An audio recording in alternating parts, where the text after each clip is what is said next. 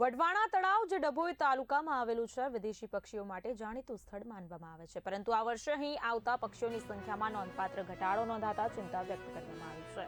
તાજેતરની ગણતરી મુજબ વર્ષ 2026માં વઢવાણા તળાવમાં કુલ 47,700 પક્ષીઓ નોંધાયા છે.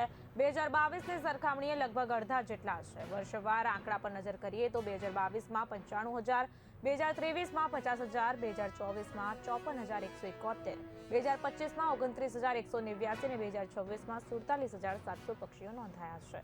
આ વર્ષે વિવિધ પ્રજાતિના પક્ષીઓમાં ગ્લોસી આઇબિસ આશરે 9,000, કોમન ફૂટ્સ 12,370, નોર્ધન પિનટેલ 9,800, નો બિલ ડક 8,000, રડી શેલ્ડક 7,450 અને ગ્રેલે ગીસ 3,300 જેટલા નોંધાયા છે. વિશેષ નોંધનીય છે કે વઢવાણા તળાવને અગાઉ રામસર સાઇટ તરીકે પણ જાહેર કરવામાં આવ્યું છે, જે તેને આંતરરાષ્ટ્રીય સ્તરે મહત્વપૂર્ણ બનાવે છે. તેમ છતાં છેલ્લા કેટલાક વર્ષોમાં અહીં પક્ષીઓની સંખ્યામાં ઘટાડો થતો જોવા મળી રહ્યો છે.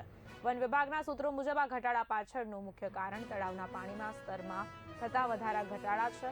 વઢવાણ તળાવ સિંચાઈ માટે ઉપયોગમાં લેવાતું હોવાથી પાણીનું સ્તર નિયંત્રિત રાખવું પડે છે, જ્યારે વિદેશી પક્ષીઓને ખોરાક માટે ઓછું પાણી વધુ અનુકૂળ હોય છે.